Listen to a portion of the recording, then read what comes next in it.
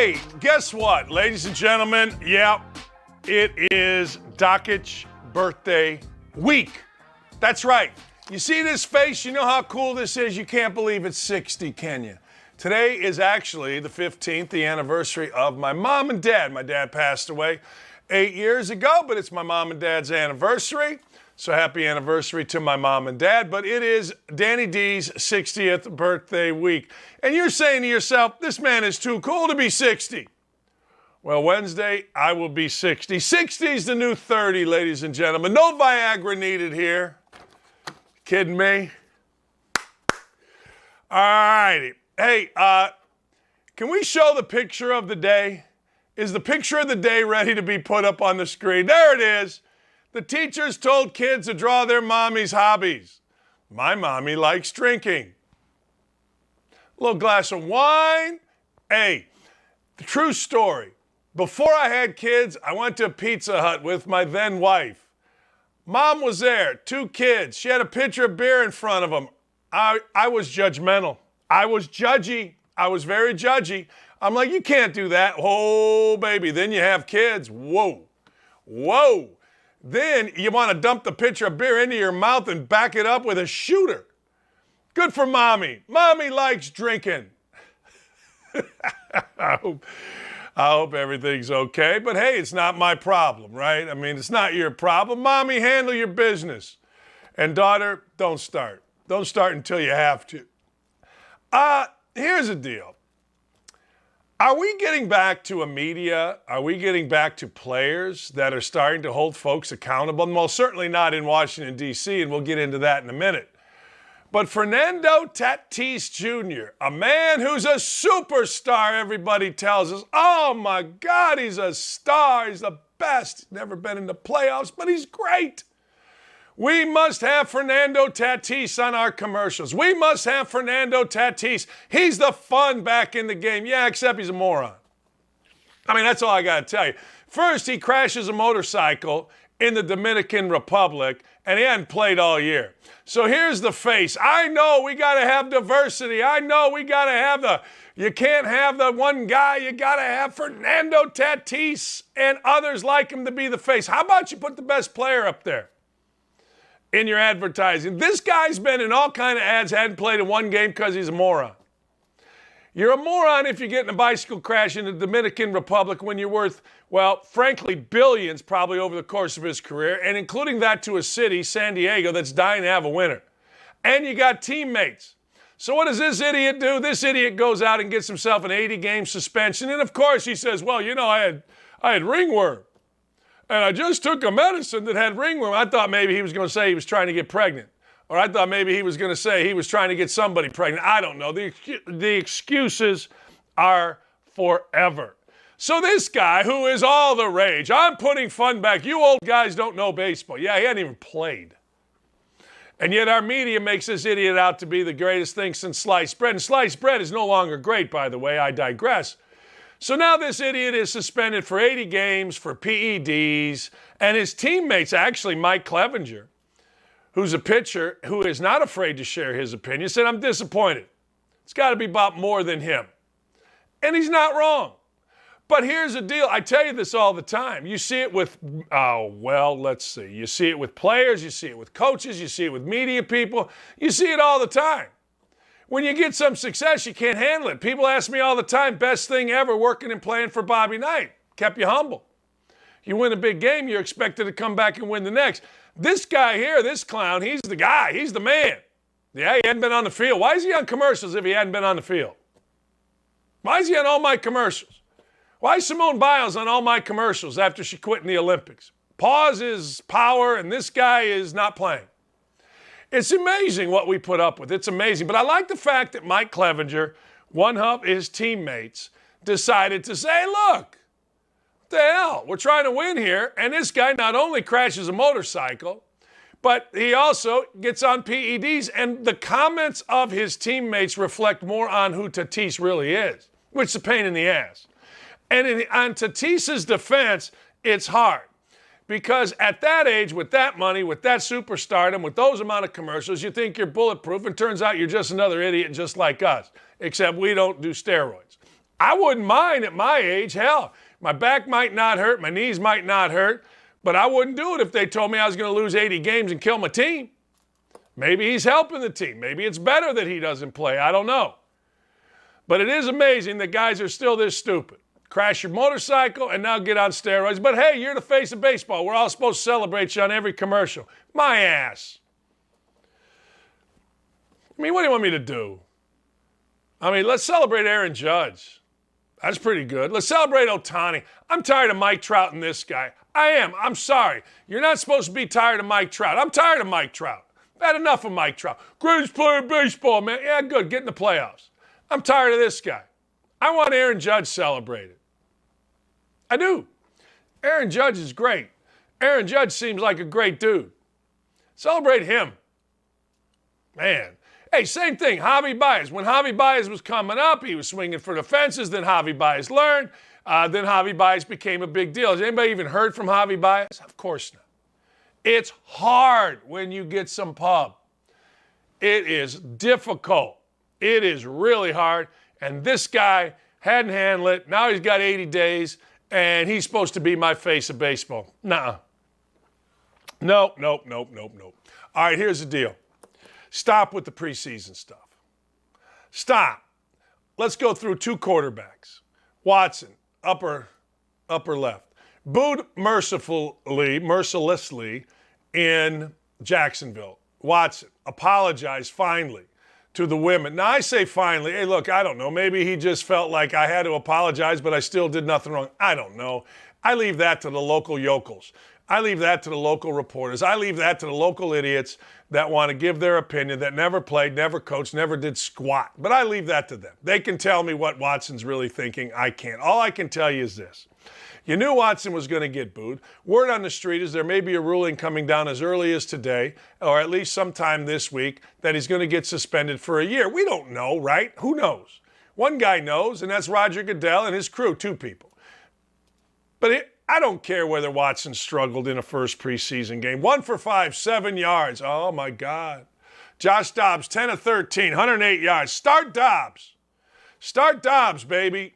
Don't care. Matt Ryan, 6 of 10, 58 yards. He looked pedestrian. Don't care. Don't even care a little bit. I know we have time to fill. I know we're supposed to fill it with NFL. I know NFL is the biggest deal. But why would you even think about caring? Well, you know. Matt Patricia called some plays. Joe Judge called some plays. Really? Oh, my God. What's going to happen in New England? Oh, my God. I can't believe it. Stop it. Bottom line on New England, it isn't going to matter who's calling the plays. It's going to be a matter of whether or not Bill Belichick has amassed enough talent to be good enough to win anything. That's the bottom line in New England. Bottom line in Indy is going to be this. Can their defense get enough turnovers? Can they get enough pass rush? And do they have a receiver core that's good enough? And I'm going to preview the Colts as I start my NFL preview with the Colts. Look, I was going to do an SEC preview, but I got home late last night. I played an unbelievable golf outing up in Northwest Indiana at a golf course that we grew up caddying in called Innisbrook Country Club. Used to be Gary. So I was going to do an SEC report, but I think I'm doing that tomorrow. But today we're going to preview the Colts. And I don't care even a little bit what happens in this preseason. And when I say even a little bit, I'm talking about even a skosh for your team. Well, you know, Josh Dobbs looked good. Brissett didn't play. Josh Rosen played. I think stop it. Stop it. You people in Cleveland that watch this show, and I know you're out there, you folks in Cleveland, you got a good backup. You do. Jacoby Brissett will be fine. I like Jacoby Brissett. He went 5-2 as a Colts quarterback. He was rolling, and then all of a sudden he got hurt, and Adam Vinatieri decided to miss two of the easiest kicks of his life. And instead of being 7-0 and him being the Colts quarterback post-luck, they went 5-2 and realized he wasn't good enough. This, ladies and gentlemen, is interesting. This, my friends, is something that I alluded to the other day. Tom Brady, Mr. Football. Tom Brady looks miserable in camp. Now, I told you the other day, or maybe I don't even know what shows I'm doing. I do so many damn shows that I don't even know. But I got to tell you, Tom Brady, yes, sick of Mike Trout because he hasn't made the playoffs. You can get mad at me. You can get awful with me, Adam Newman. I'm tired of hearing about it. If you're going to be a baseball player, if you're going to be a baseball player of consequence, you got to have a postseason moment. I don't care whether that makes you mad. I don't care whether you don't think like me. That's exactly right. I'm tired of Mike Trout because all I hear is how great he is. All I hear is how wonderful he is. And I got to tell you, I've had enough Mike Trout to last me a lifetime. Make the playoffs, be Chris Chambliss, be George Brett, be somebody of consequence. I'm tired of hearing about you. That's it. I will respond to tweets, though, and thanks for tweeting. All right, let's jump around. That's how this show goes, by the way. Sometimes we get off track. Ben Volen says that Tom Brady looked miserable in camp. I got to tell you, I said this on one of my shows. There is no way in holy heck. He's a senior writer, Boston Globe. Now, Ben Volen wouldn't know body language from body paint, but that's fine. I do wonder where his head's at right now. So good at 44, no doubt in our minds that if Brady is fully committed, he can have a terrific season at 45, but there are definite signs that his head is not fully in it. I try not to be the body language police, but I was at Buck's practice yesterday, and he looked miserable. I'll tell you what I am. I'm the body language and eyes police. And there's no way any writer can be that, but I am. Coached for 25, 30 years, whatever it was. I learned eyes and I learned body language. See my interview with Ryan Russillo about Crispus Porzingis. I digress. But to me, this is telling. Because if a writer who knows Brady can see bad body language, looking miserable, then we all can see it. Because that is truly the blind being able to see. So here's the deal. I said this maybe on Saturday's Sirius XM show. Brady, for 23 years, never did this before. That's right. Never did this before. So he goes 23 years doing it a certain way. He does it this way every year, gets himself ready, fully committed. Here we go. Yada, yada, yada, yada, yada. Look at my beautiful wife. Just got done with a run. She's giving me coffee. This is the greatest show on earth. You get all these things. Thank you, lovely Lee. But I said, look, he's never done this. All of a sudden, he's walking out of camp, and you little pundit, you little Brady defenders are going to tell me he's all in? I'm not saying he's not going to throw for 250. I'm not saying he's not going to be good. I'm saying they're not winning a Super Bowl. I'm saying there's no chance in hell, and I'll take whatever crap comes with that. I will. I mean, look, that is all Brady is here for. I mean, what Brady going to do? Win a division title? Get to an AFC championship game? No. Super Bowl or bust, and you ain't doing it. And I think Ben Volen should be. Should be. Seriously, should be the body language police. We all should be. Look, if you've covered him like Ben Volen has, then you understand what he looks like. And if he looks miserable, he looks miserable. And think about it. Think about this. For years, I've never heard this. Forever, I've never heard Tom Brady looks miserable in camp. For years, all I've heard is, man, Tom Brady looks ready to go. Man, Tom Brady seems like he's leading. Tom Brady's getting going. But for Tom Brady to look miserable in camp and then walk out for 9 days, that is a terrible sign. That is not a good sign, not even a little bit, for a franchise that is relying on Tom Brady. And then think about this. The dude actually wanted out. I mean, he's the reason, again, third time that a team lost draft picks, the Miami Dolphins, because Tom Brady allowed the Miami Dolphins to tamper with him. Here's a way you don't let somebody tamper with you. Yeah, I want to hear it. Yeah, look, I'm committed. Yeah, look, no. Don't even talk to my agent. I'm playing here. I mean, it's simple. Same thing with Sean Payton. Simple. What? No, I'm not interested. No. Instead, he allowed himself to be tampered with. Another report came out, third time, Tom Brady has been involved in losing a team draft picks. But this is the golden child. Now he goes and he retired. He comes back. He looks miserable in camp. And you're telling me there's nothing to it? My backside. Of course there is. Don't at me about it. Don't at me about it and show your ignorance. Don't at me about it even a little bit. This will end fine. This won't end poorly. Brady's too good, and the NFL's too reverent. But don't at me about Tom Brady being this angelic golden child. Telling you, he's Eddie Haskell. Yes, Mrs. Cleaver, while he's trying to, smoke weed up to the Beeves' bedroom. You know what I'm saying. He's Eddie Haskell. He's full of crap right here. I love him. He's great. And when he threw the Lombardi Trophy, best move I've seen post-game in the history of the Super Bowl. Best move. Best move pregame in the history of Super Bowl is Joe Willie Namath at the pool without a shirt with a bunch of writers basically, giving him the business, telling him we're going to win the Super Bowl. Post-game, Tom Brady throwing the Lombardi. All right, let's continue. Nick Wright of Fox said this, 6 months ago. When did the NFL media become the NFL team of choice as PR arm? See, in Indianapolis, I've made 2 reporters cry and 1 guy admit something that you never want to admit publicly because of my criticism of the media. I've made them literally write 2,000 words about me, a little local radio host, because I've criticized their softness, their ridiculous, their lies, their hypocrisy of our Colts local media. I've literally taken up the entire sports page with a hit piece on me from a guy about a gal and everything else that just made them all cry. They cry because they're so in pocket. The NFL media, Nick Wright said it. When did the NFL media become a PR arm of the local team? You tell me. I go to Colts camp. I see these guys. They fought. Every stupid question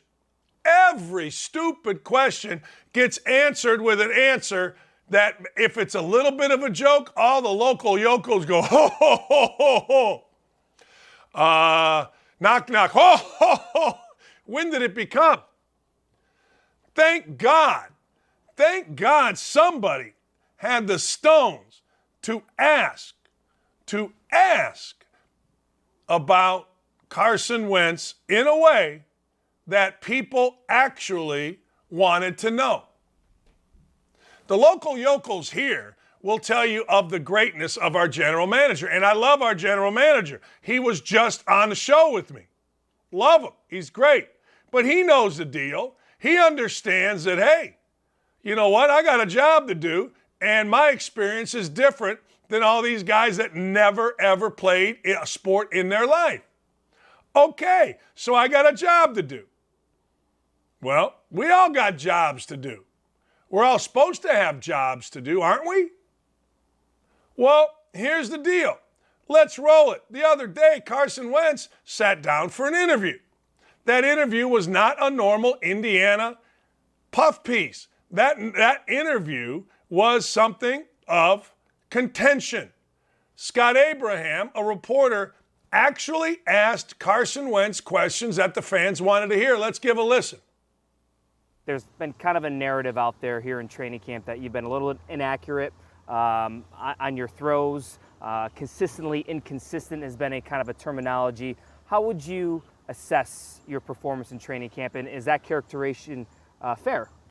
Yeah, for one, it's camp. I think I didn't know that, so thank you. Yep. But I know you told me you don't read that stuff. At the same time, I'm my biggest critic, so I come back after practice and I'm kicking myself over 1, 2, 3, 4, 5 plays. Real talk here, Carson. It's been well documented. Philly didn't want you. Indy didn't want you.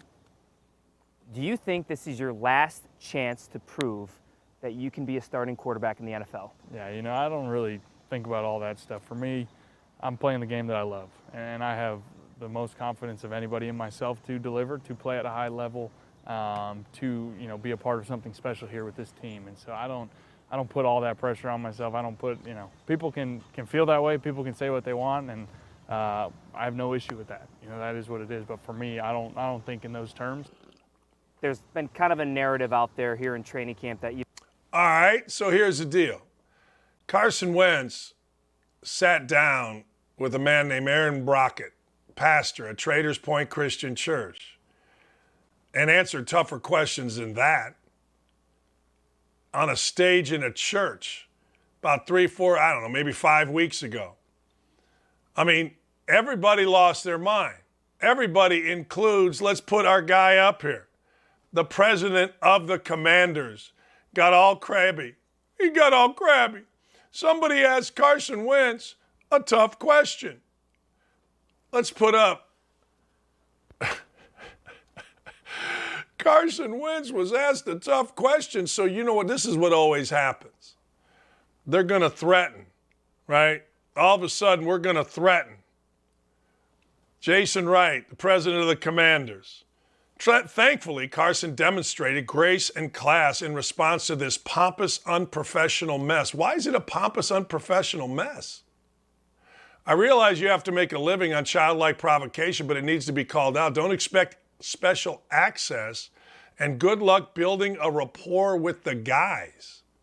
So this is the dumbass president who, by the way, one guy told me, oh, I don't know, doesn't know his ass from a hot rock as an executive yet. Earned fancy degrees from Northwestern in Chicago. But Jason Wright, my backside. That's an NFL guy told me that. So this guy's all upset. What are you supposed to do?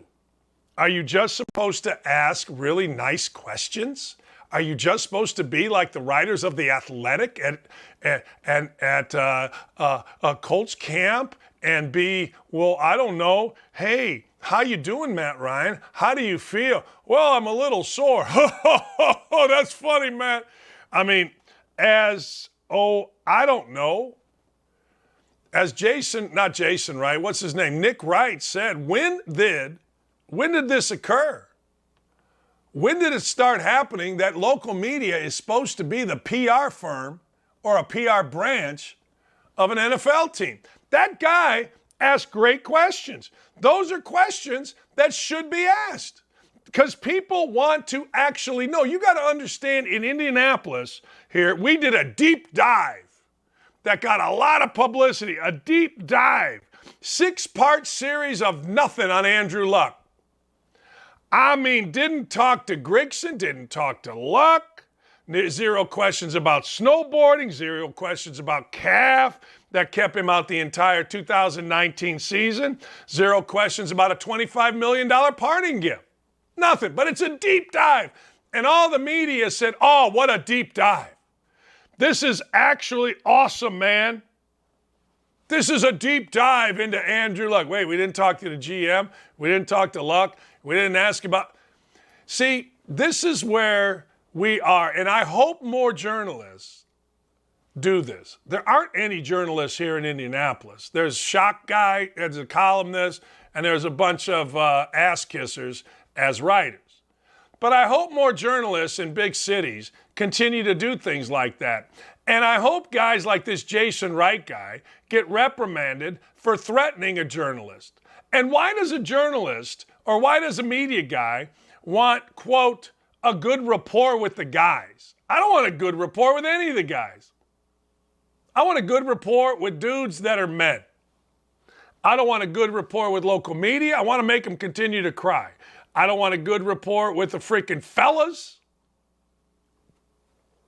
Oh, man. I love what Tony Kornheiser did, and I've kind of done it on my radio show. I've said, look, I don't want many players on my show. They're not interesting. But this was a great interview. This was the first interview you will ever find where questions actually got answered of Carson Wentz by Carson Wentz. He handled it beautifully. He did. He handled it beautifully. But I'm telling you, Aaron Brockett, talking about faith and how he's handled adversity, asked him tougher questions at Trader Point Christian Church, and you can see it online. I'm telling you.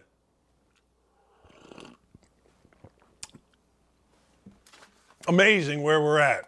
The NFL is so big that those questions became a freaking problem for the president of the Commanders. All right. Next on my hit list today, let's see. The NBA is going to honor Bill Russell by removing all number 6s. I think this is all stupid. I'm sure I'm wrong. Like, I don't mind you doing it, but do it when the man's alive. Now, the reason you don't do it when a man's alive is the same reason Indiana University would not name a building after somebody who was alive. You never know what's going to happen in someone's life, and then you got to take it down, or you got to whatever. But I think all this removing, look, he played for the Boston Celtics. Remove the number 6 from the Boston Celtics. Hang it in the rafters. That's it. I always think this stuff is stupid. I'm sorry. I'm the only guy in America that thinks that. I'm sure it's going to be called all kinds of ist, but I always think this is silly. I told you what I think about Mr. Russell. I told you about my meeting with Mr. Russell. It was great. I'm a huge fan, particularly, and I showed you his commercials where everybody thought that he was one way, and everybody that I know told me he was a gregarious, fun-loving guy. I guarantee you his family looks at it as an honor. I guarantee you he looks at it as an honor, but I guarantee you he thinks it's stupid. LeBron James wearing number 6 is a tribute to Bill Russell. That should be what you do. Celtics should retire the number. Look, this guy was so great, no one's ever going to live up to it. Retire it. I get that. But the NBA across the board retiring the number 6 is stupid. You should have college kids coming in, or high school, wherever the hell they're coming into the NBA, saying, hey, look, you ever think about what number you want? Yeah, you know what? I've studied my history, and I want to be number 6 like Mr. Russell. That's how you truly honor somebody. Everything else is just crap, if you want to know the truth. Just my opinion, but everything else is just nonsense. Yeah, we're going to honor him. Honor him by wanting other people to wear it. How many kids did you see wearing 23 across the NBA after Michael Jordan got done playing? LeBron James, for crying out loud, wore number 23. How many guys did you see all of a sudden wearing wristbands up here after Michael Jordan? You saw a ton, obviously wearing the shoes. But see, to me, a better tribute is, hey, look, I want to wear number 6 because I understand that Bill Russell is the man, and I want to wear it in honor of him. When I went to Indiana, the number everybody wanted to wear was 42. 42 was Mike Woodson's number. 42 was Scott May's number. 42 was John Ritter's number. I'm telling you, 42 was a great number. So, 42, that's what we wanted. It didn't need to be retired. I get it, you want to retire, but I think this is absolute crap. Honor the man by wearing the number. Honor the man by trying to live up to a legacy. You're not honoring anybody. You're not honoring anybody even a little bit by all of a sudden trying to say, well, we're gonna put it away for everyone. That's not honoring him. Or do it when he's alive. One of the two. I said this was going to happen a long time ago. I said there will be a day where coaches just shoot each other. It's happened. Aqib Talib's brother. Aqib Talib's brother is wanted for a shooting of a youth coach. Can you imagine? Now, apparently Aqib Talib was there. Doesn't mean he did any shooting. Doesn't mean he did anything, and he put out a statement saying how horrified he is. But apparently there was a dispute. There was a dispute after a football game, a youth football game. Can you believe this? Can you believe how idiotic people are? So there's a dispute after a football game. So Aqib Talib's brother decides, I'm going to get in an argument with a youth coach. I'm going to get in an argument with a guy that is volunteering his time to coach little kids. Now, there'll be more to come out of this. Who knows what's going to come out of this? But so at the end of the day, not only am I going to argue with him, I'm going to bring my gun and shoot him. People are out of their freaking minds. I mean, we're not allowed to say it in most cases, right? But people are out of their freaking minds. Who brings a gun to a game? Like, what are you doing? Who brings a gun? I mean, Yaqub Salik Talib is suspected in a Saturday night shooting that killed a man. Then he was on the loose, and Aqib Talib was there. Mike Hickman coached a team called the DEA Dragons. The dispute began when Hickman went to pick up a football and someone kicked it away. Now you got little kids there, and this idiot's brother, or he's not the idiot, the brother that's an idiot, decided, I'm going to bring my gun to a youth game and I'm going to shoot somebody. Jeez, what are we doing about it? Get yourself a cup of Java. Retweet what we're doing. It's fantastic. Let's go, baby.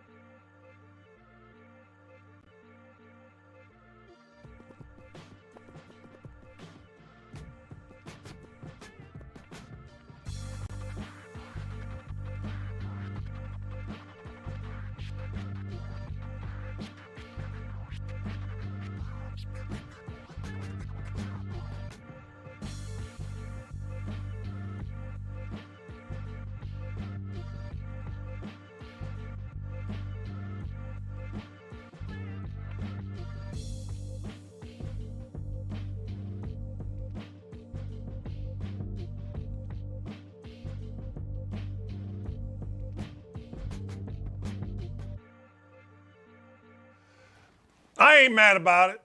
That's right. You guys know why? Because when I suspended Jamarcus Ellis for the Penn State game for smoking too much weed, Coach, I ain't mad about it. You got to do what you got to do. Like, really? I am mad about it. I mean, I don't know. Maybe you shouldn't do that.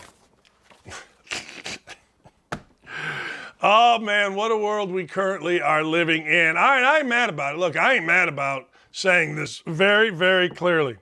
I ain't mad about questioning the Yankees as a Super Bowl or a World Series contender. I watched the Yankees the other day, and I thought to myself, they're good.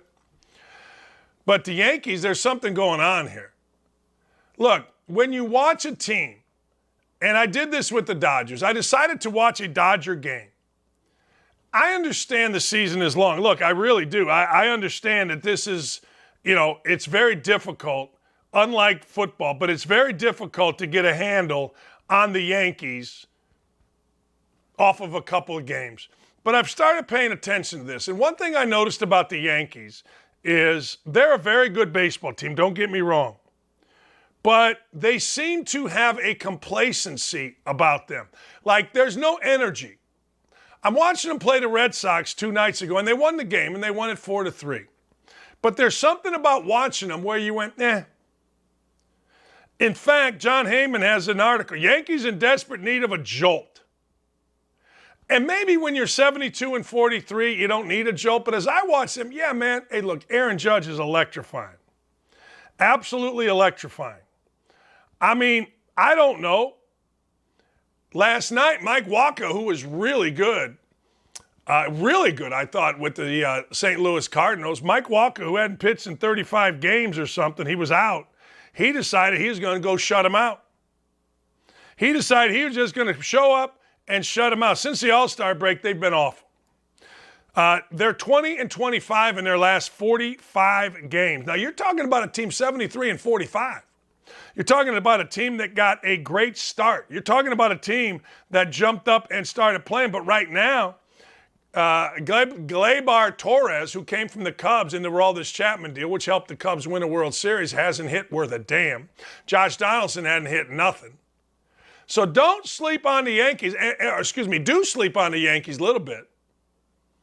45 games is enough to say, wait a second, we need a jolt. We need something. A lot of talking, according to Aaron Boone. We talk about things all the time. We're always talking. That's either good or bad. We're always talking. Now, talking and talking and talking is either good or bad. That's it. I don't know. Sometimes we're always talking means, yeah, we're always after it. We're always going. Other times, always talking means that's all this group does is talk. Ladies and gentlemen, it's coming. Now, Christmas is the birth of Christ. And I like celebrating that. I do. But I also like celebrating with a bunch of games. I like celebrating. Can we show how many games we're going to have on with 5 NFL games? Excuse me, 3 NFL games and 5 NBA games. Ladies and gentlemen, Christmas is coming and Danny's going to get fat. I'll start out watching the first game and then I'll get bored. And I ain't mad about it. I ain't mad about having a ton to watch on Christmas. I remember a few Christmases ago, we got bored and our Christmas movie became Pulp Fiction. Yeah, that's right. Pulp Fiction was our Christmas movie. What's yours? What Christmas movie do you watch? And don't say A Christmas Story. And don't say The Bells of St. Mary's. Don't give me that crap. You know what I'm saying? Don't give me that nonsense. I want to hear what your Christmas Day movie is when you're tired of the NBA. When your 5-game parlay went south. But I got to tell you, I ain't mad about it. Let me give you another one. Who's playing on Christmas Day besides the NBA? Green Bay at the Dolphins. Broncos at the Rams. Tampa Bay at the Cardinals. Think about Christmas Day. That's a October heading. Ocho is 8. Oct is 8. That's a triple header times 2 2/3. That's 8 great games. Not great. NBA games aren't great, but guys do like to play on Christmas Day. But we got 3 NFL games. We got 5 NBA games. I ain't mad about Christmas Day, baby. Christmas is coming and Danny's getting fat. Cut up some salami and kill the fatted calf. I don't know. All I know is this. I ain't mad about it. Seriously. You get your 5-team parlay, maybe you get an 8-team parlay. You got bets all day. You got entertainment all day. My son Andrew and I will be watching. He'll be home. Jared will be home. We'll be watching football. We'll be eating. What a day. And I ain't mad about it. It was just announced the other day, and I am not mad about it. All right. This may seem weird to you, all right? But I'm using the Andrew Wiggins theory here. The Andrew Wiggins theory is this. When you're the number 1 pick in the draft, unless your name is Anthony Bennett, you're pretty good. You know what I mean? Like, you got real talent. Not some talent, not above average. You got real talent. So Andrew Wiggins gets on the right team, the Golden State Warriors, and next thing you know, later in his career, he becomes really good. You could have made the argument that he could have been the MVP of the NBA Finals. You could have made the argument. They made the right call, obviously. Don't get me wrong. But I got to tell you, the Andrew Wiggins argument comes to football. I could see Trevor Lawrence, I could see Trevor Lawrence being the NFL's most improved player. It's the Andrew Wiggins theory. He's in his first year. Last year. He struggles a tad. I'm not saying he struggled. He struggled. The whole place struggled. But you know what you got? You got the Urban Meyer for the first time since Tom Coughlin. They had a little discipline. They had a little accountability in the operation. The players whined about it. The players cried about it. The players are still crying about it. Urban was mean. The kicker was mad. He was mean to me. Remember when players would say, I'm a man.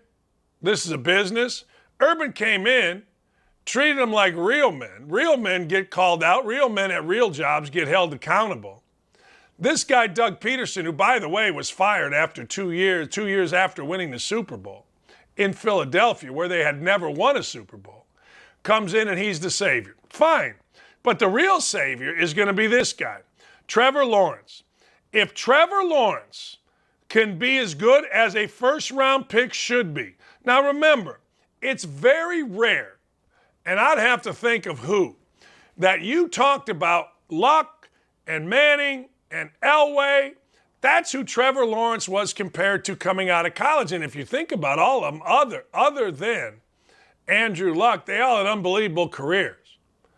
They all had incredible careers. Now, Luck was good for a little bit, but he decided to go snowboarding. Wasn't really into football. Was coached to basically, once Ryan Grigson left, But even last year, 60% passing, that's got to jump up 5 to 10 points. 3,600 yards, 17 interceptions, and 12 touchdowns. You know what? That's kind of Peyton Manning first year. All right. I anticipate Trevor Lawrence to being the most improved player in the league. Now, somebody may beat him. Hell, somebody may come off the injury list. But I think this. I think when you're looking at the Jacksonville Jaguars and Trevor Lawrence, don't ever forget who he was compared to. And those guys don't fail in the NFL. They just don't. The Elway, Hall of Famer. Manning, Hall of Famer. Luck, not a Hall of Famer, but, I mean, damn good, at least in the media. They said he was the greatest quarterback ever as I watched him throw pick after pick in the first half, then make these great comebacks. It's easy to make great comebacks when you're down. You just start playing loose. But I digress. I would assume that if you get any organization, any coaching at all, the Jacksonville Jaguars are probably going to bump their win total up to somewhere around 8. And I also assume that Trevor Lawrence is going to have a hell of a start to the season. 2 reasons. 1, he's comfortable. Travis Etienne's back. There's not as much turmoil, which is fine. Guy's going to kiss his backside, which is what he's probably used to. And frankly, he's the number 1 pick. He's got immense talent. The immense talent should have been first. It didn't need to be last in that order. But he does have immense talent. At least that's what the guys tell me. And if the guys tell it to me, I am all in on it. All right, you want to talk about much ado about nothing? And this was much ado. John Calipari. Cal's my guy. I'm a big Calipari fan. John Calipari came out and told certain truths the other day. See, you got to understand something about John Calipari. He's always fighting to better his program. John Calipari, in 2007, Kentucky made a commitment to put $30 million in a practice facility, okay? In a practice facility that was Taj Mahal-like, 2007. Fast forward 15 years, 2022. That practice facility is antiquated. That practice facility doesn't even have a team meeting room. That practice facility has offices for coaches that are the size of the desk that I'm sitting in. That practice facility isn't comparable to the teams that have gone on an arms race and have decided we need bigger and better and more. Calipari talked about it. Calipari said, look, this is a basketball school. Alabama and Georgia, they're football schools. He's not wrong. Now, I was listening last night to a radio show, and the clowns on the radio show, well, memo to John Calipari, you can be good at both. Well, memo to the idiots on the radio, no kidding. But there are certain schools, no matter how much success you have in one, that are always about the other. I would argue, look, my son played at Michigan and Ohio State. Michigan is a fantastic school, number 1. Terrific history in football, terrific history in basketball. They hardly ever sell out 12, 13,000 Chrysler Arena. Hardly ever. Ohio State, tremendous history in basketball. Unfreaking believable history in football. They maybe once a year sell out the Schottenstein Center. Maybe. Now, Kentucky is a little bit different. I've always said this. I've always said back when Indiana and Kentucky used to play, Kentucky would come to Indiana get maybe 25,000. Indiana go to play Kentucky in a night game, there'd be 56,000. There'd be capacity in their football stadium. I've always said that Kentucky folks are dying to love Kentucky football, and now they do because Mark Stoops has done a great job. But Calipari isn't wrong. Of course you can have success in both, but of course Kentucky is and has always been and always will be a basketball school. 10 wins is great. 4 postseason wins is great. But you know what Calipari's team did? Calipari's team gave the opening to Kentucky football players that were feeling themselves. Yeah, he did. He gave the opening. What was the opening? Losing to St. frickin' Peter's. You lose to St. Peter's and you're Kentucky, guess what? You're going to get ripped. Same thing with Purdue. Indiana fans are lining up. Anytime a Purdue guy talks, guess what? St. Peter's. Shaheen Holloway. Where's St. Peter's, Pella? St. Peter's got you, huh? I'm telling you. That's what they do. Oh, there's a Fernando Tatis freaking commercial for Gatorade. Yeah, he's our hero, right? 80 games. So Calipari said it. Stoops got all defensive. What? Football or basketball school, we play in the SEC. They had a press conference the other day. They did. And Mitch Barnhart, who apparently is not getting along with Calipari, he's the athletic director, basically squelched it. Stoops said, look, I basically stay in my lane. We're trying to build history here. I know Kentucky has great basketball, but we're trying to build history here. Calipari made a great statement. He said, look, I'm reaching out to Mark Stoops. I didn't mean nothing by it. It was a mistake. But guess what? I'm going about my business without any clutter. Good for him. Look, coaches listen to everything, man. Coaches hear everything. And they react to everything. Everything. So the bottom line is very simple. This is much ado about nothing, but I don't blame either. I don't blame Calipari for going after and being very public about the need to get a new facility. I don't blame him a bit. And he also has done such an incredible job there in terms of his players wanting to give back money. Hell, he built a new locker room based on his players' money. Think about that. So I don't blame Cal 1 second, and I don't blame Stoops 1 second. Don't blame him a bit. You got to defend your program. You know what happened the minute Calipari sent that? The second Calipari sent that, you know what happened? Alabama, Georgia, to every kid that they are involved with, that Kentucky's even sniffing around, they got to the kids, said, look, even the coaches at Kentucky know it's not a football school. Why would you want to be a football player and go to a basketball school? That's exactly what happened. Not even kind of, sort of, maybe what happened. I'm just telling you, that's what happened. Period. It's interesting. Very interesting. Jonathan Hutton coming up here in a little bit. Izzy got him a new contract. My boy, Tom Izzo, we're going to have him on. He got a new contract, and I'm happy for him. I'm really happy for him. Why am I happy for him? Because he was the next guy everybody said was going to quit. Old coach, doesn't want to deal with the NIL. Old coach, I didn't sign up to coach this way. No. Izzy just signed up. Got him a $31 million 5-year deal.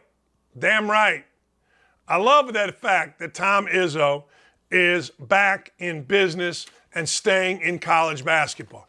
The world of college basketball needs more of that. Needs more grit. Needs more grind. Needs less flash. Needs more guys that are going to go, let's go. I couldn't compare. Harumph. I didn't get a harumph out of that guy. Watch your ass. That's what they need. So we got more Izzy. That's right. He got bumped up a couple million a year. It's a pretty sweet deal. Pretty hard to say no to. Good for our guy Izzy. We'll try to get him on and talk about it. He won't talk about it, but we'll try to get him on and have a conversation about it. I'm a big fan of Izzy. We've gone back and forth. He's crushed me. I've crushed him. What are you going to do? But we're adult men. We don't whine. We don't bitch. We don't cry. We hang in there. That's right. We get it going. It's all good. Man, I get a kick out of the world that we live in. I do. I get a kick out of it. It makes me laugh. I mean, media guys whining, crying. Oh, you're so mean to me, Dan. Shut up. Walk like a man. Walk like a damn man. All right, the NCAA tournament is changing. I don't care what you say. The NCAA tournament is changing. And is it going to be for the better? I don't know. There's going to be a time where, according to my boys, Seth Greenberg, Fran Fraschilla, you're going to see a time when, well, the NCAA tournament just simply takes the best teams, whether that is 50, whether that is 80, whether that is the current 68. I don't know.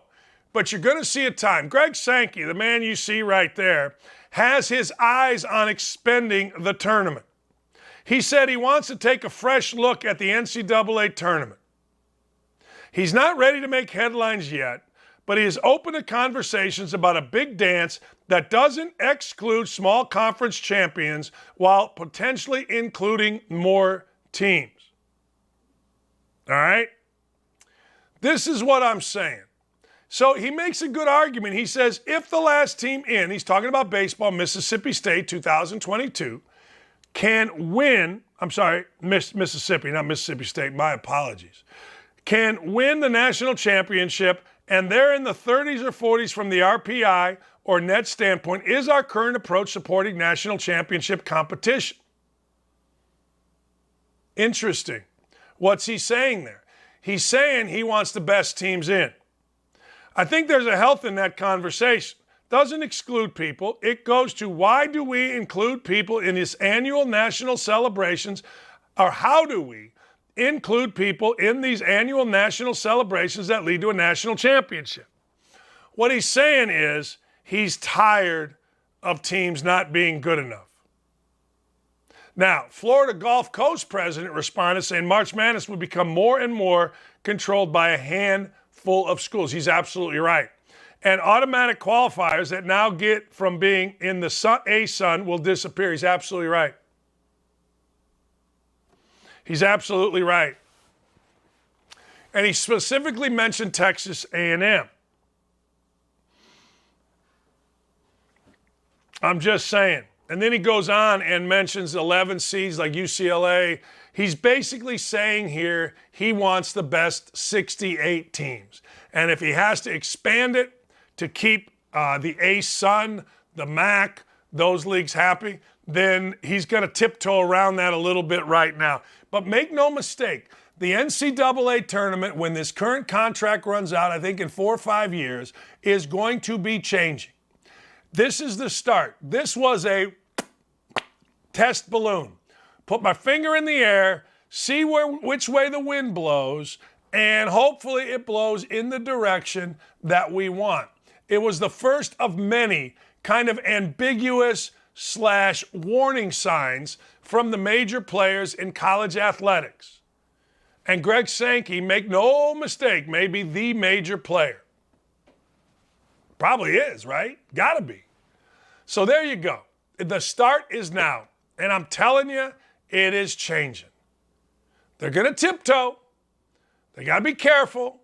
Public likes Mercer over Duke, right? Bucknell over Kansas. We like that. We do. But you know who doesn't like that? Big money leagues. Big money leagues wants the big money, period. That's it. There's nothing else that this is about. This is not about who can win a national championship. Nobody's complained about who's won a national championship over the last 30 years. No one's complained. What we do is this with the NCAA tournament. NCAA tournament gets announced. The guys on CBS work for the NCAA. They're always very vanilla. You turn on ESPN, Dick Vitale whines about the little guy, Billis whines about some seeding thing. And then you know what happens? We move on. And it's usually a great tournament. Just is. Will Zalatoris. Did you see yesterday? He won a playoff with a bogey. Will Zalatoris, 2 weeks ago, in the middle of his round, fired his caddy. Middle of his tournament. Will Zalatoris fired his best friend. Will Zalatoris had never won a tournament on the PGA Tour. Never. People said, well, the pundit, well, you can't fire your good friend and all of a sudden, I don't know, win a tournament. Really? You can't? Why? Just did. Maybe the caddy was holding him back. Maybe they got too friendly. Maybe the caddy became a yes man. Maybe the caddy got too comfortable. Maybe the caddy, who knows? Tiger Woods changed caddies all the time. Remember Fluff? Remember Stevie? Is what it is. Josh Gregory, his coach, got on the bag. They won a tournament. Good for him. Now he's got a chance to win a lot of money. I mean, this PGA Tour playoff, there's a big pot at the end of the rainbow. Let me tell you something. Get in here. You only listen to me.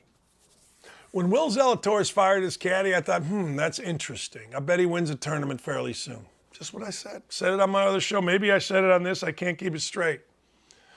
But the dude was around it. The dude was right there. Masters, he kind of got into our consciousness, and now he's taken off.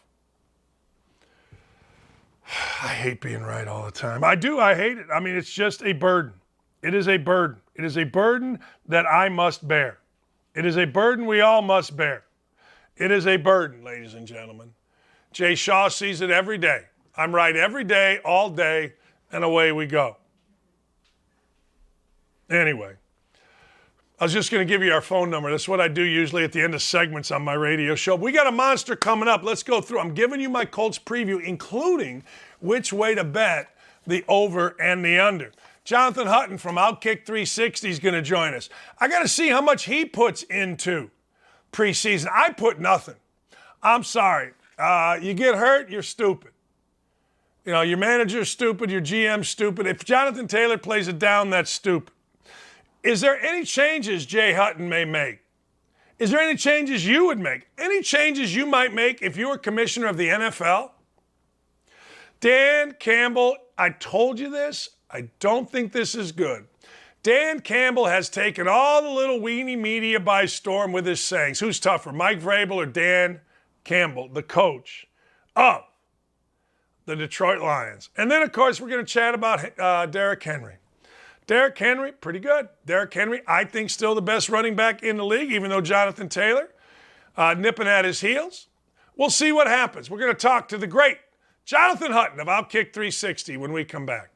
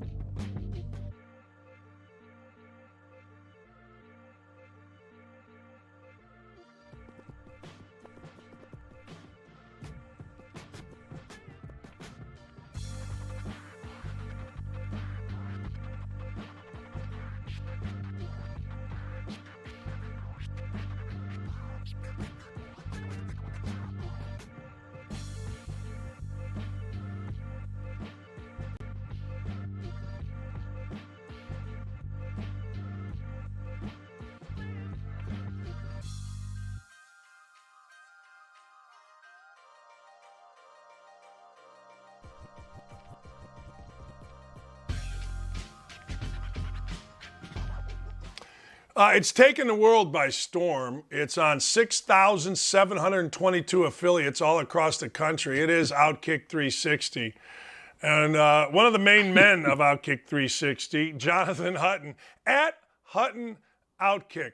Nice enough to join us. Let's get right into it. Let's just go. Preseason, one game we've played, at least here in our world. What are your thoughts on preseason football? It's a necessary evil for some, but I would say the majority are ready to just move on and get to the regular season. And it's team by team, game by game for me on whether or not preseason is necessary. Because for the most part, I don't put much stock into it anymore. Much of the highlights from these games are made by players who are vying for roster spots 50 through 53, or they're trying to snag a practice squad eligibility or a spot there. There are spots where I do think it matters quite a bit, though. So I realize this is a two-sided answer, but the rookie quarterbacks need live reps. It's good to see Kenny Pickett and Desmond Ridder and Malik Willis get plenty of work. Trey Lance played sparingly, but he needs to command the huddle. He needs those reps. All four of those guys showed signs of really solid play against backups who they were playing against. I think as long as we can always point to the other side of the coin, which is this is not anything like an NFL Sunday. Trevor Lawrence and Jalen Hurts, they both led big drives to begin their games. They look really good with their number ones, and then they set the bench. Position battles for starting roles, those can be found too. So, yeah, I mean, preseason games matter, but big picture, I'm not sure what one series does for a player who is considered in the elite status, Dan, of the roster. I'm not sure how many of the top 100 players that the NFL is touting right now as they count down to 54 or wherever they are. I'm not sure how many of the top 100 players need to play a single snap in the preseason to be considered a top 100 player a year from now. So, I'd rather keep those guys healthy than have them get in quote unquote game shape, which is why I was surprised that Matt Ryan was playing for the Colts or Patrick Mahomes got a possession on that awful turf in Chicago. After warming up, they still put Patrick Mahomes on the field for that game. But in large part, coaches now generally would rather scrimmage against other opponents in a joint practice than they would actually play their guys on a Thursday, Friday, or Saturday night right now in August. Let me go to Malik Willis because there's two sides. Correct me if I'm wrong, but I didn't watch the game, but I saw the highlights, and Malik Willis looked like, holy cow. And then when you really dive into it, Malik Willis got benched for not throwing to the right guy, right? And aren't there kind of the good and the bad with that? Yeah, and I think he ran quite a bit because that's where he's very good right now. The good and the bad with him is whenever he throws it, I think he's still unsure about making the right call in the moment and having to speed that process up, which was, I think, something they knew coming into the draft as to why, and I say that anyone in the league knew going into the draft as to why he fell to the third round. He's an exceptional athlete. He's not an exceptional quarterback right now. And that's what we saw this past week, where if he waited one beat, he was finding a way out of the pocket like a point guard driving the lane with a spin move at the block and trying to find some room to dish. And many times he wasn't even looking to dish. He was just looking to run. He did that a couple times and made 2 or 3 really nice plays for the offense. But at some point, you have to let it rip to play in this league. That athleticism can only get you so far. And he's playing against the Baltimore backups while doing that. So he looked pretty good. But I think Vrabel, in fact, we know Vrabel was tired of watching him run. And I don't even know if it was an emphasis on, throwing the football as much as it was, man, just give your receivers a chance and let's do some evaluating here to see exactly where you are, because they would like to make him the backup quarterback. But in order to be the backup quarterback, he needs to throw the football from the quarterback position. And we didn't see enough of that on Thursday in his debut. And so they put Logan Woodside in. Logan Woodside had a horrible performance. And I do think there's a battle for the backup role. But right now, it's still Logan Woodside's job to lose because Malik Willis, and we've seen this in practice. I've pointed this out on 360 in 2-minute drills that they run. It's not something that you look at and say, man, this guy's closer to the number 1 than he is to the number 3. I mean, he's in no range of getting cut by any means, Dan, but there is a backup battle. But right now, it's still Malik Willis on the outside looking in my opinion, because they want to see him cut it loose and throw the football more, because that's what he'll be asked to do if he enters the game. All right, remember, this summer when he was drafted, all that Tannehill leading him, that's not even an issue, right? I haven't heard anything talked about that by you guys or anybody, right? That's gone. we had a topic right after the draft about whether or not Malik Willis should be considered the starter in 2023. They've made it clear that there's no battle for the number one spot. And if you were trying to have that discussion, it would take one practice. Just name a practice. It would take one practice of going back in time with the Titans and watching them from OTAs to mini camp and now in training camp or a preseason game to know that Malik Willis is not pushing Ryan Tannehill for the job. If Tannehill does great this year, he has a restructured contract. If he fails miserably, they have a different quarterback in here next year because they're not going to pay him $30 million plus to stick around much longer.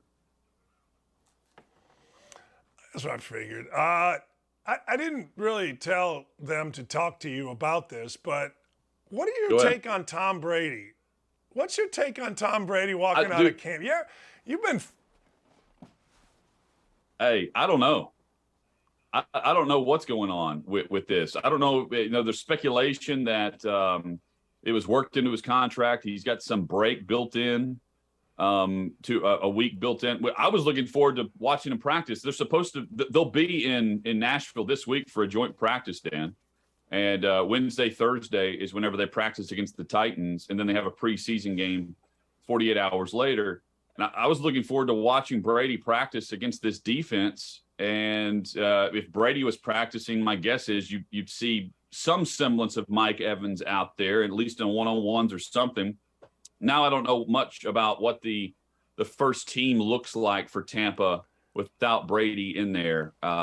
It sucks that we won't see him personally, but here's the deal: like I'd rather have Tom Brady off of 1 week of rest or personal time or whatever it is than probably 30, 29, 28 quarterbacks in the league going into the season. So I don't know if it's much ado about nothing or if it is something serious, but I'm amazed at how tight-lipped they can keep this, considering everyone at the national level is trying to figure it out. The only thing we do know based on reports is that it's not family health related. And I think that's the immediate jump to conclusion. Whenever someone's not telling you something, you're thinking, okay, let's give them their personal time and space because they're asking for privacy.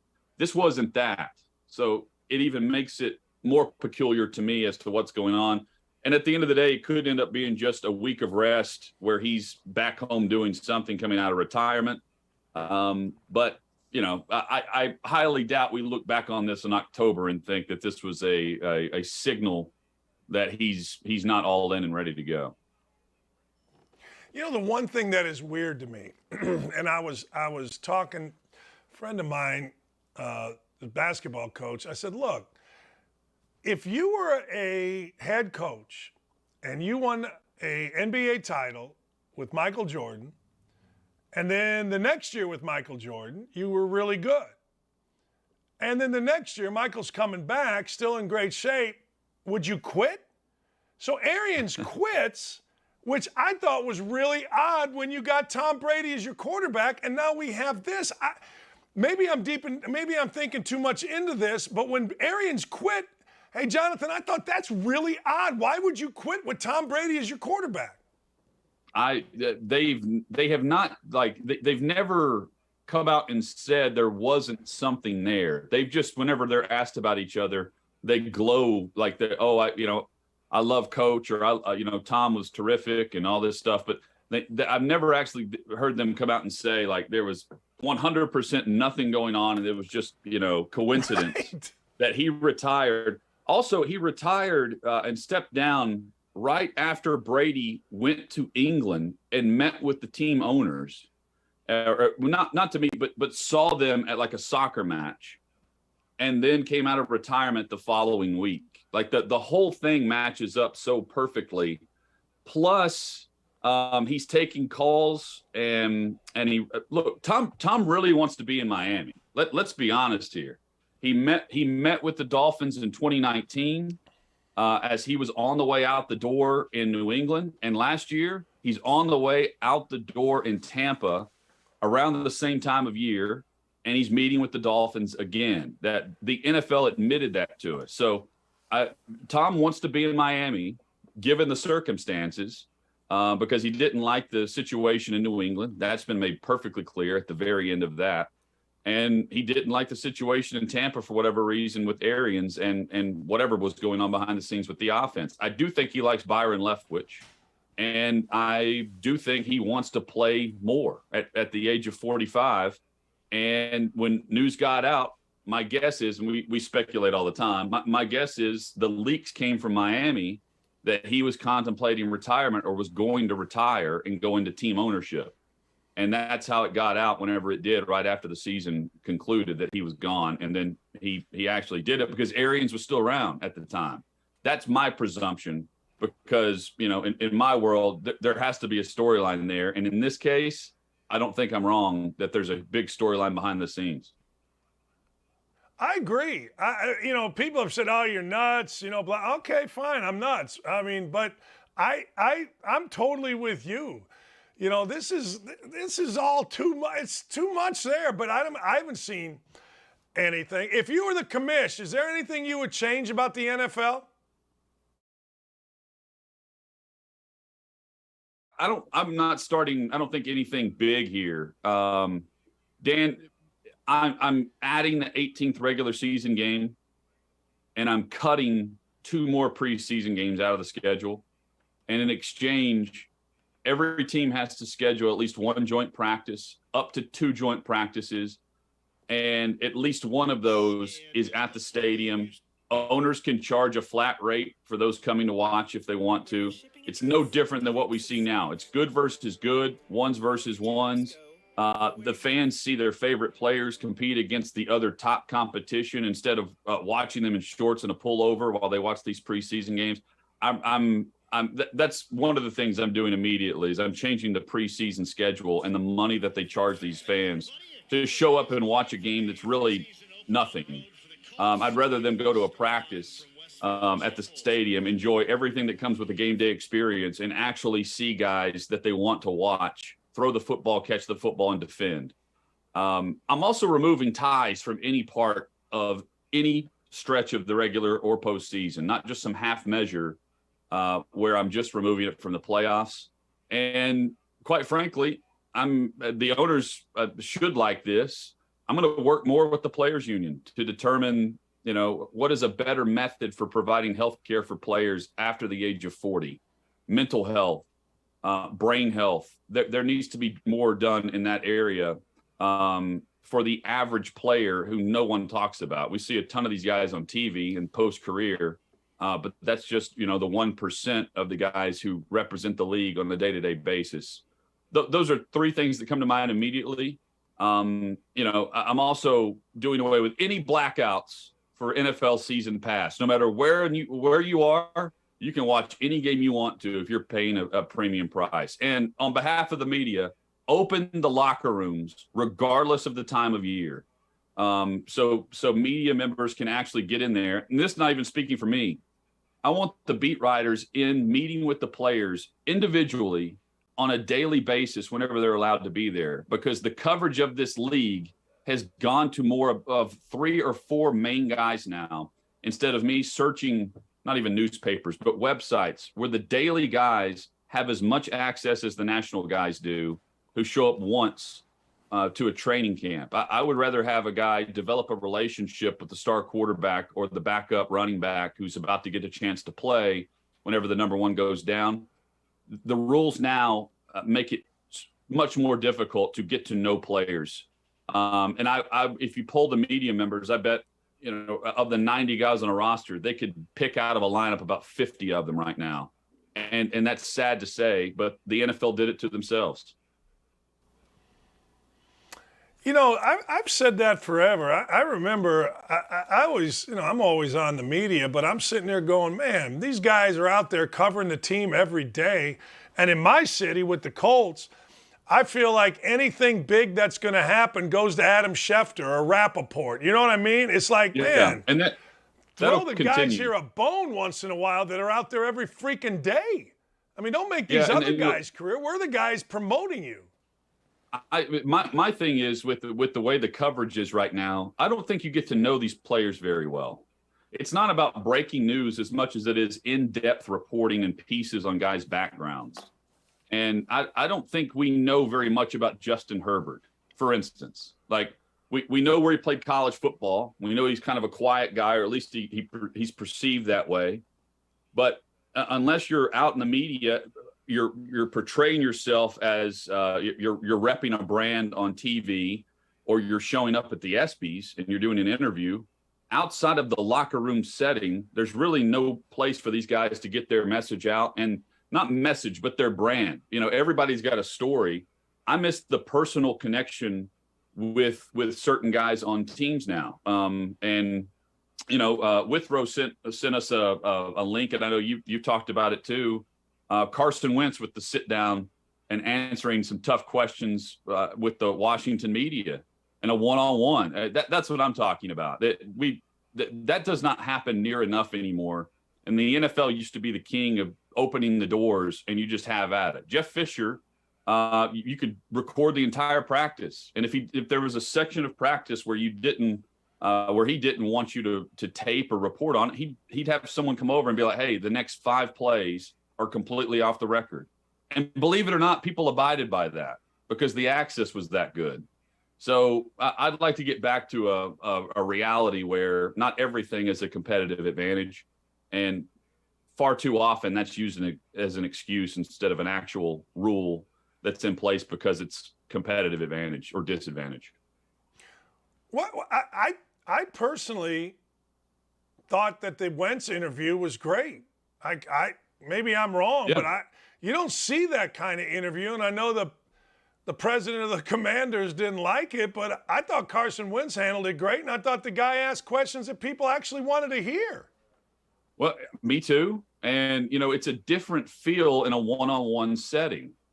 That's what made it different. Like, I don't think if he were at a podium and he's getting asked these questions, I don't think he reacts the same way. And when I say react, like, not the answers are probably roughly the same, but you could tell, like, it was uncomfortable for him hearing all of that as he sat next to that guy. And those are all fair questions to ask, given the circumstances of Carson Wentz. So that's a small example. And that's on camera instead of what I'm talking about, which is just trying to get to know someone a little bit better so you can dive into their story and background and injury history and all that. But I enjoyed it, and I wanted more of it instead of 2 questions that we were able to see. Yeah, no, I agree. I do. Hey, Dan Campbell is getting a lot of love because he's got all these, this, to me anyway, your guy, Mike Vrabel, and I'm not talking about physically fighting, but Mike Vrabel has a toughness about him. And he said some things like what he would do to win a Super Bowl, which I hope he wins a Super Bowl, but he doesn't have to actually do what he said he was going to do. Campbell, is he a show, or is he Vrabel-esque? Vrabel was willing to become a eunuch, for those who don't know, if his team won the Super Bowl as a coach. I love thinking about this because the internet's on fire with some meme right now. I believe it was Dan Patrick who asked Dan Campbell about Mike Vrabel in this regard last year at some point, whenever he took the job, because it's remarkable how similar they are. Both of these guys would whip every other coach's ass in the league, Dan. Like, I'd throw Mike Tomlin in there personally on a list of small coaches who I think could fight. But Vrabel and Campbell, they're a main card attraction. They are pay-per-view worthy. Everyone else is on the prelims, no matter the matchup to me. And this isn't anything new school.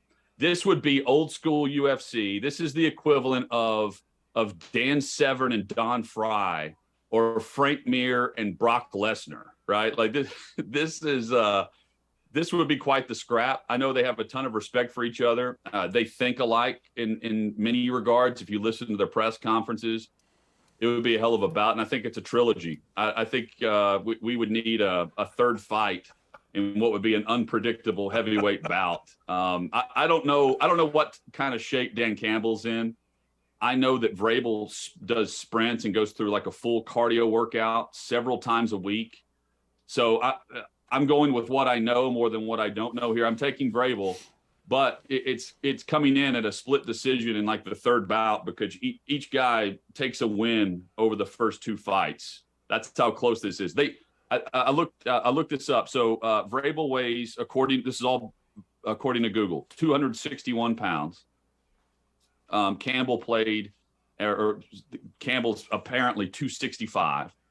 Campbell's a year younger, and they're basically the same guy. One talks about biting kneecaps and taking people out, and Vrabel is the silent assassin who is more about just taking your will than he is your life. So that to me is a gold matchup compared to some of these other analytics guys. That's the other thing. These dudes are not crunching the numbers when it comes to coaching. They're about eating a fillet instead of doing mathematics, trying to figure out who gets the bulk of the carries of their team. Yeah, I see both of them sitting around with a big, chicken bone or turkey leg going, hey, what the hell we doing? Hey, and both of them come across. I want to hang out with both of those guys. Like that's yes. The thing. Like I think Dan Campbell was roommates in college with Billy Lucci of Texags.com. Billy is as cool of a dude as it, like smooth operator, can talk to anybody. Like if you're friends with Billy, I want to be friends with you because that's the you get the check mark. So I guarantee you Campbell's awesome behind the scenes. Yeah, I promise you. The only thing that I would say is you're there, so you get to see. I feel like Vrabel is understated, and I feel like Campbell is a show. And I wonder how much ultimately a show is going to play in a locker room. Like I feel like Vrabel, his understated toughness is kind of the way the NFL player wants to view their coach, right? As opposed to like Ditka. I use Ditko as an example. He became a show when he was in Chicago. Every endorsement went to Ditka. All that kind of stuff. That's what I'm fascinated to see with Campbell because Vrabel has already established himself as a leader, I guess. Yeah. Well, and, he established himself as a star in the league, too, in New England. Yeah.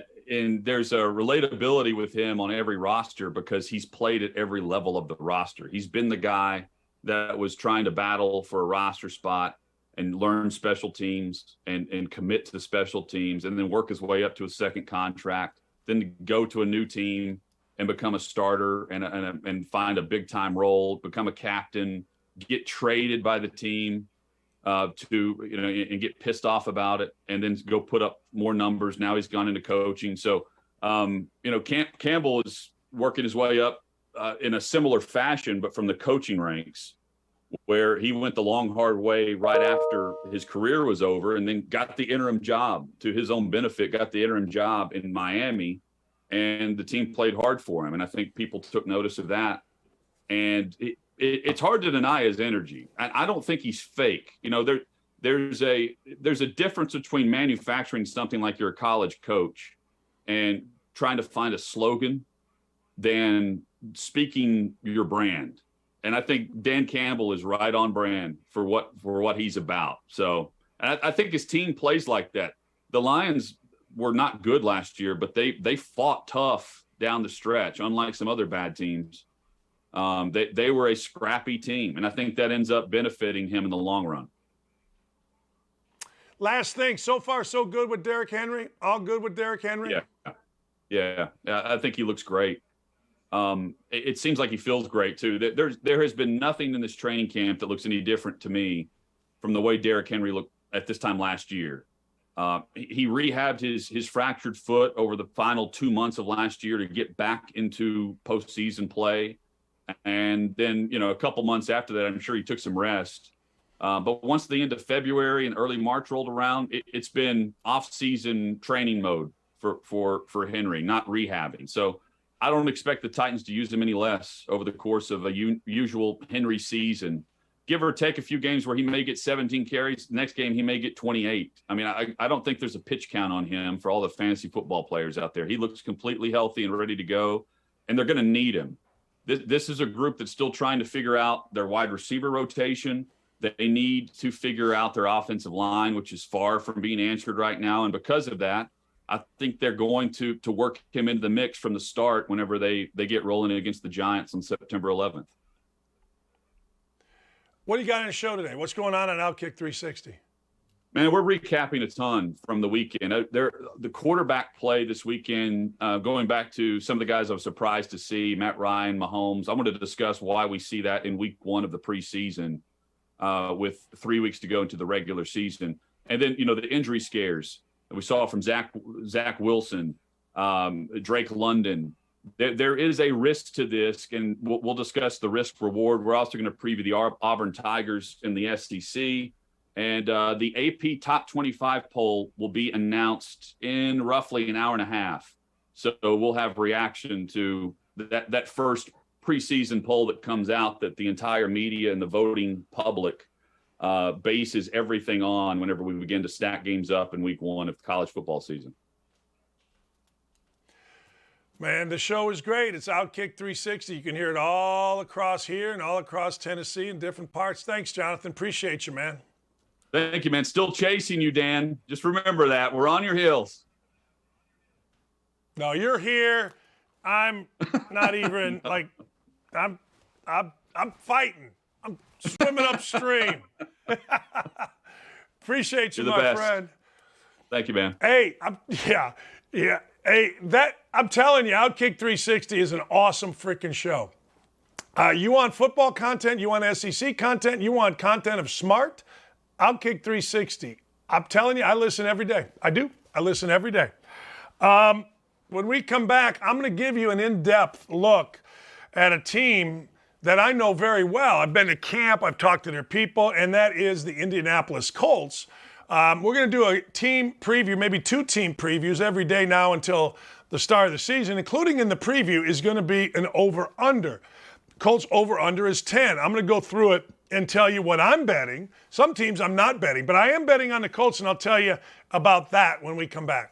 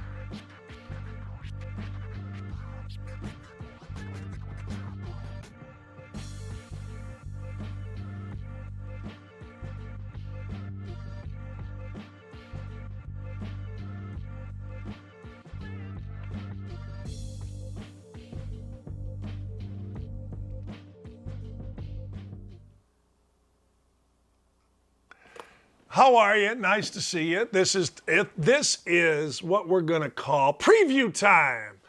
Preview time is a time of day where we're going to tell you about a team. We're going to get a little bit in depth. We're going to go through their schedule, and we are going to not only inform you, but hopefully make you a little bit of jack. And the first team up is my Indianapolis Colts. Now, you got to understand a couple things about the Colts. What you read about the Colts, you got to be careful. The Colts have America's most in-pocket media. They have 2 or 3 writers for The Athletic.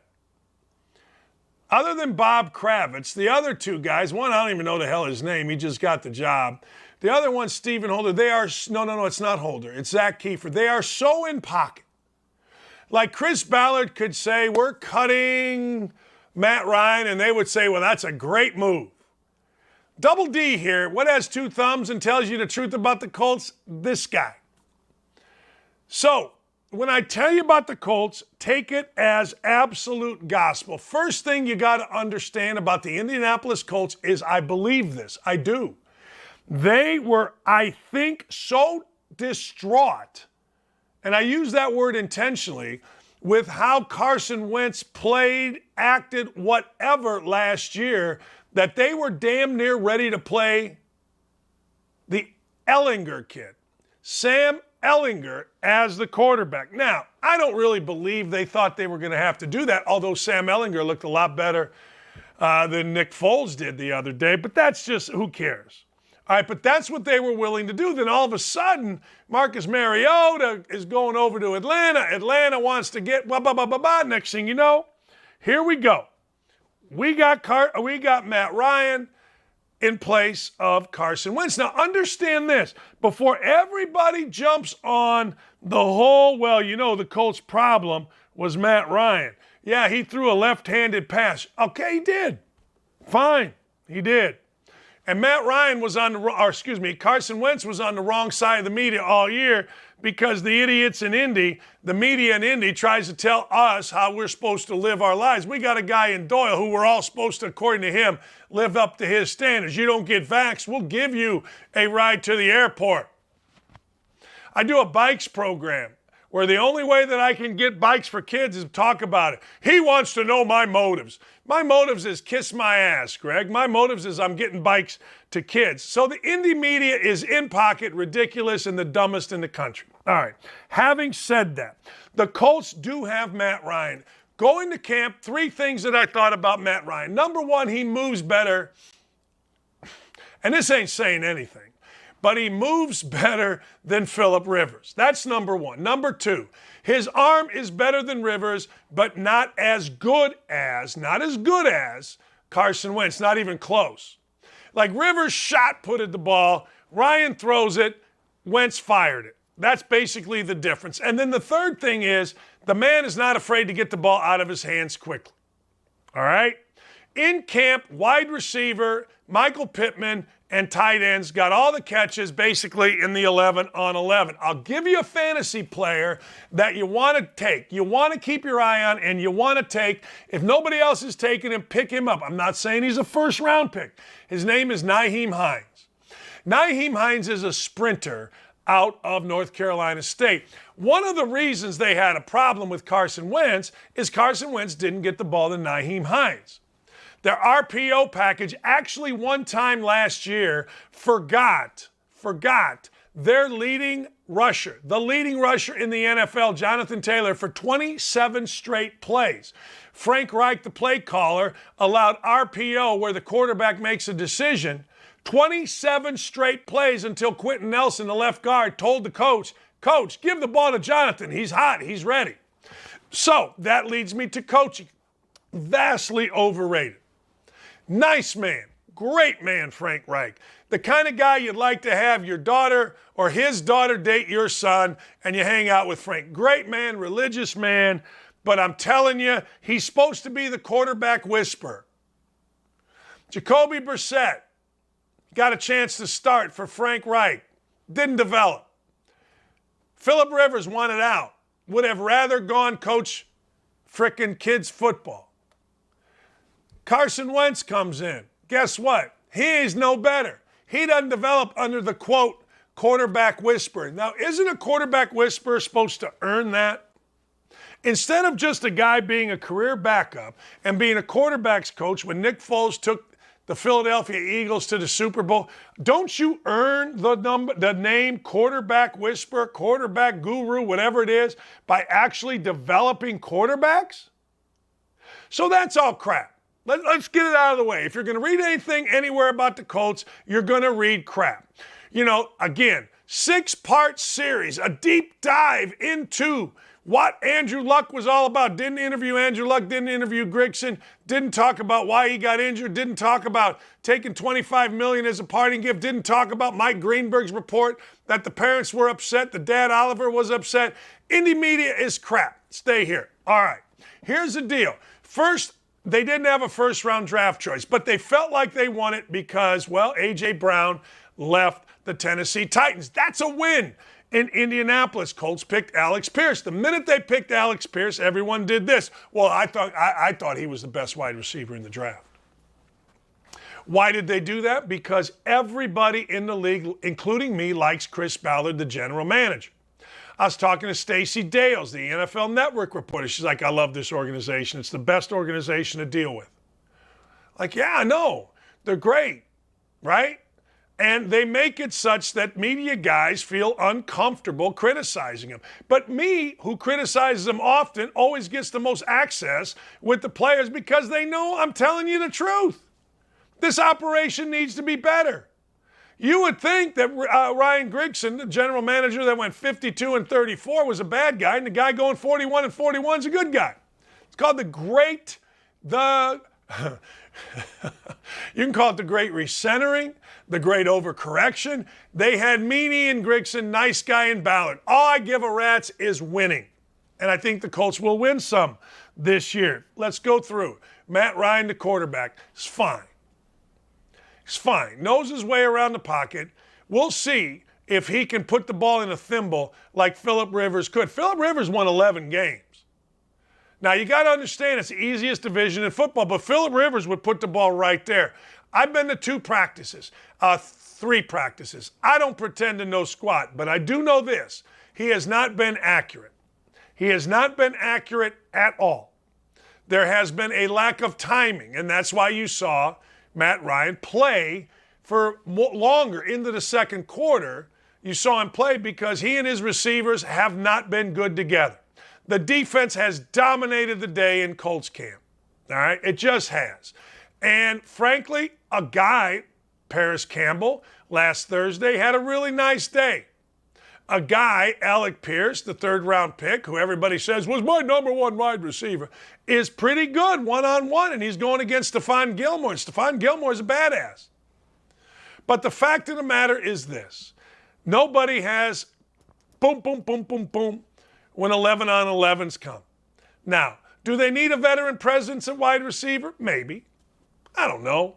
Everybody seems to think so. But how are you going to know what you got in Ashton Dulin or Alec Pierce or the rest if you don't use them? And I do think this. I do think Nyheim Hines is a, quote, X factor for the Colts. Get Nyheim Hines the ball and you're in good shape. But the guy that really needs the ball is Jonathan Taylor. Did you know Jonathan Taylor outrushed everybody else in the league by over 500 yards? Now, I understand Derrick Henry got hurt.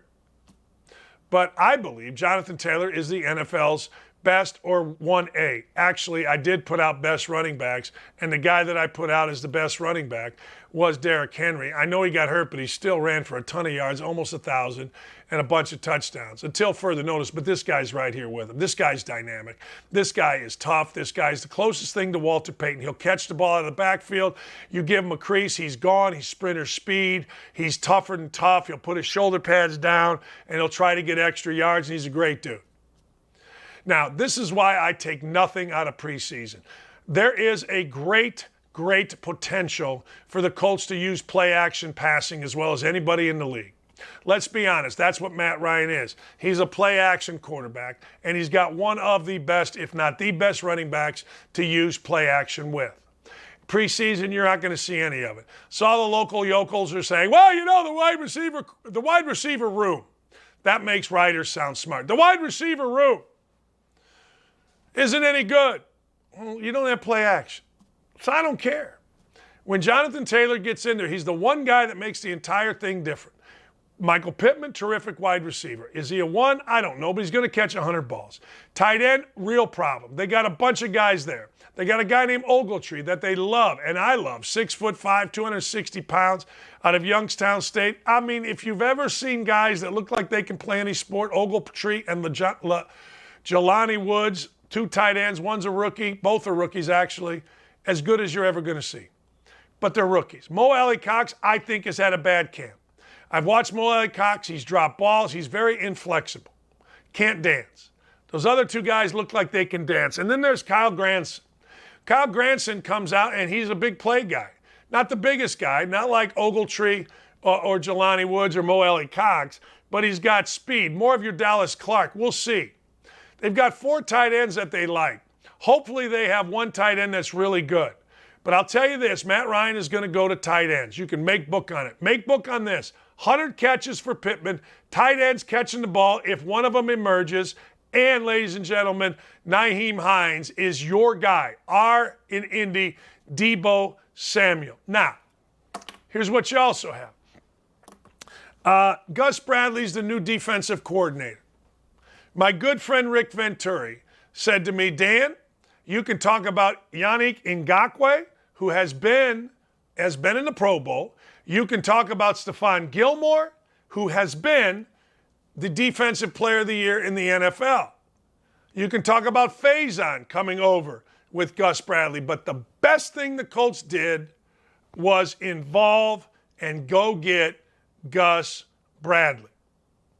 Now, Matt Eberflus got a head coaching job, right? Eberflus got a head coaching job, and Eberflus was bad at his job. Nobody gave up more yards than the Colts. Nobody. The Colts got a ton of turnovers. They did last year. That saved the day. Shaq Leonard got a ton of turnovers. He's out. And with the Colts, here's what you do. With the Colts, you go, if they say they're out for a day, it means a week. If they say they're out for a week, it means a month. If you say it's a month, it's indefinite. Shaq Leonard, indefinite. All right? They said a month, indefinite. I talk to people. A lot of people think, maybe October 1st. Maybe. Don't know. We'll see. But the truth of the matter is, without Shaq Leonard, you got a situation where you better get some pass rush. 7 Pro Bowlers last year didn't make the playoff. You add Stephon Gilmore, Pro Bowler. You add Ngakoue, Pro Bowler. That's 9. I don't know. Guys say Faison. No. That's 9. There you go. Kwity Paye, nice kid. First-round pick. Had a great chat with him. Unbelievable story. Is he good enough? I don't know. Does he have to be good enough? I don't know. The Hurricane, Adebayo. Is he good? I don't know. None of them have shown that they're consistently good. DeForest Buckner, really good. This is a Colts team that you bet the over on. This is a Colts team. The over-under is 10. Now, I'm going to go through the schedule with you here.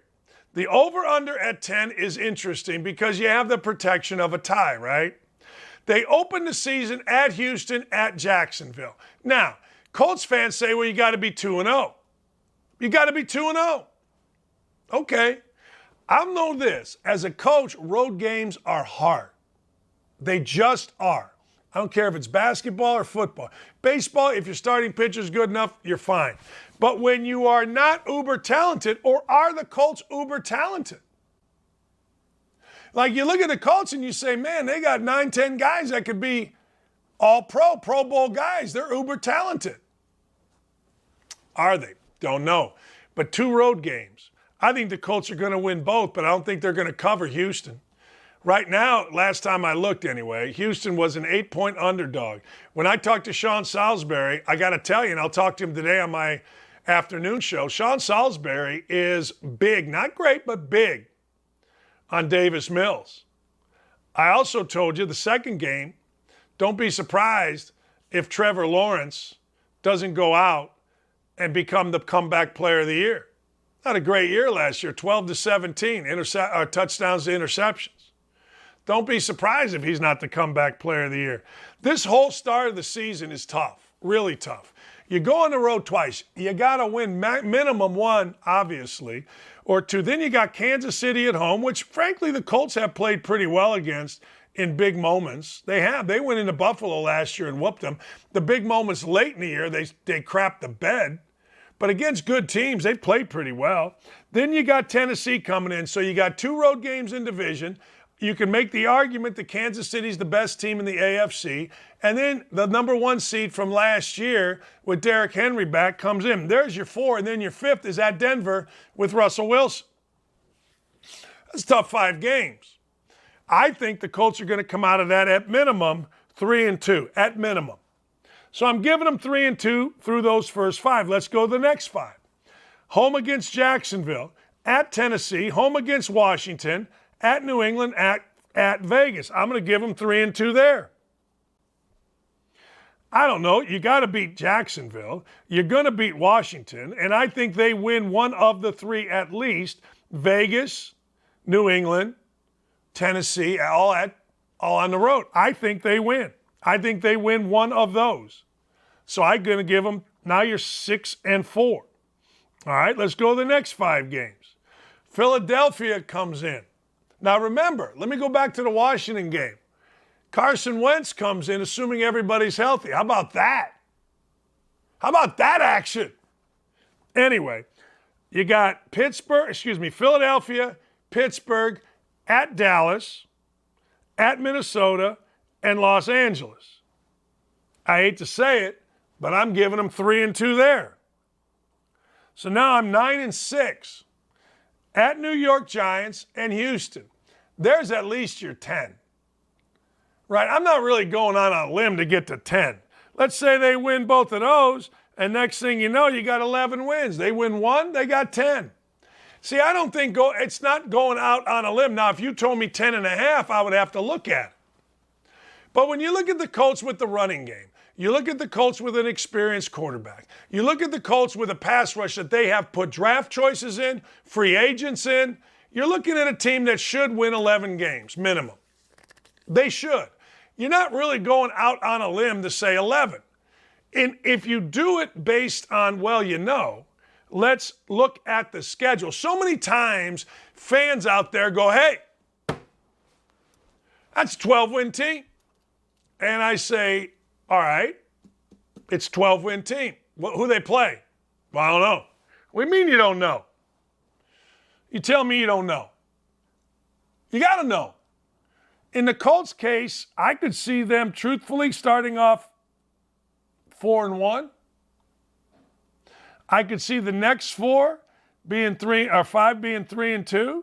Then I could see the next being 4-1. But I'll tell you this, all bets are off.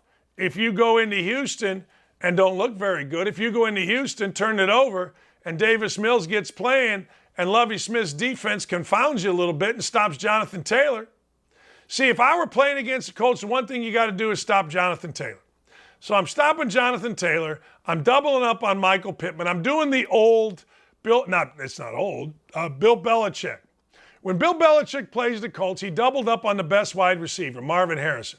Took his second best corner and doubled up on Harrison with a safety. Took his first corner and put him on Reggie Wayne, who was basically the second receiver. That's what I'm doing to the Colts.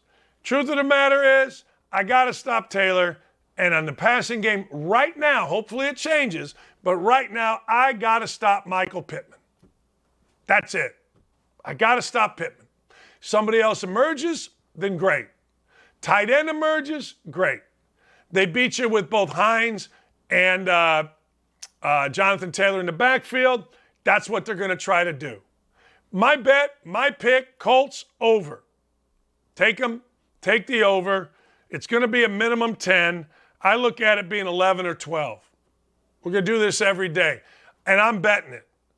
I'm giving you some teams I ain't betting. I'm giving you some teams I'm going under. Some teams I'm going over. The Colts, I'm going over. That's pretty good. All right, here we go. Ladies and gentlemen, boys and girls, children of all ages is how the Bozo Show used to open up. Here's the deal. Are you ready? Are you ready for another Kamala Harris? Are you ready? Ladies and gentlemen, here she is, Kamala Harris, our woke-a-dope of the day. Can we listen to some more ramblings by Kamala Harris, please? So when we talk about equality, Well, that's a good goal, but let us not presume that because everyone should be treated equal, that they start out on equal footing. So equity as a concept says, recognize that everyone has the same capacity, but in order for them to have equal opportunity to reach that capacity, we must pay attention to this issue of equity if we are to expect and allow people to compete on equal footing.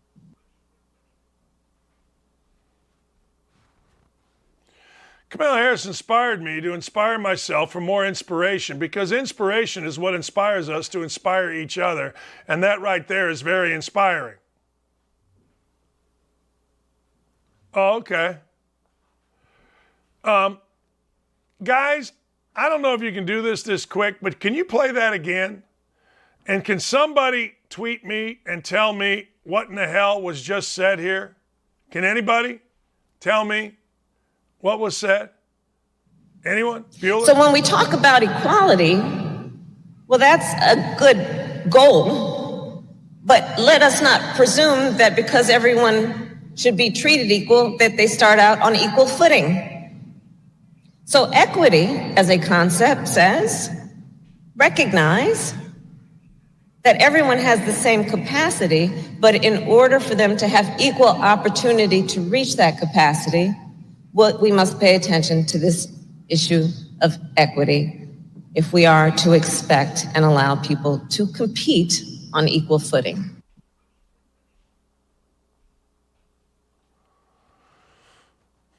Okay. I mean, I understand. Are we just supposed to say, thank God for her leadership? Are we just supposed to say, you're great. You're great. Hey, Camilla, I'm afraid because you're kind of a protected person, I'm afraid to criticize you, and away we go. Who writes these speeches? Like, do you think that Kamala Harris actually has a speechwriter? Do you think that there is somebody out there that walks around and says, what do you do? Well, puffing my chest out. I'm Dan Campbell. I am Kamala Harris's speechwriter. Really? Well, you got to be the dumbest fool in the world. All right. Like, if you're, like, the weight coach at Indiana used to tell me, Donkage, never take your shirt off in public. You're going to embarrass the program. And he was right? I mean, like, come on. So if you're the speechwriter for Kamala Harris, do yourself a favor. Don't ever admit to it. Don't ever say, hey, yeah, word salad expert level, word enchilada, word salad. Like, just talk and hope something comes out of my mouth that might sort of, kind of, maybe make sense. And if we can do that, then we might sort of coulda make sense.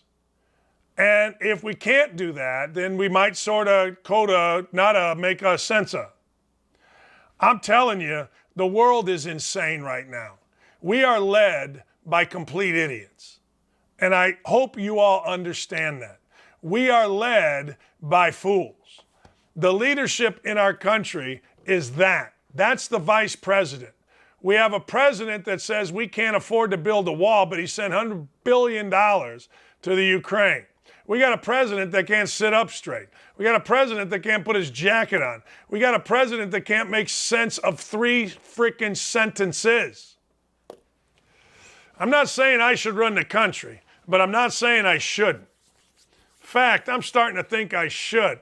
In fact, if this show keeps taking off, I might just run this damn country at some point.